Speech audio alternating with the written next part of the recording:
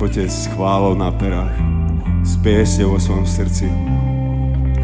Nech vám to znie, že ste milovaní a že Pán Boh sa o vás zaujíma a vie o vás všetko a má vás rád dokonale. Mnohokrát sme to počuli však. Sme milované Božie deti. So všetkým, taký, aký sme. Pán Ježiš dal svoj život za náš život. Je to taká stará, dobrá zväz, dobré evanjelium, dobrá správa. Žehnáme vám, nech to viete.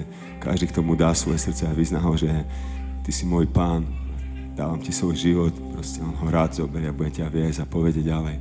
Prosím, počujte to všetci, čo ste tu naľavo, napravo, vzadu. Boh je závazne proti vám. Pán Ježiš dal svoj život a prišiel, aby neodsúdil svet, ale aby vás zachránil a zobral a mali sme spolu večnosť s ním. Tam budú nie také chvály, ako tu bude nádherné, nádherné, nádherné.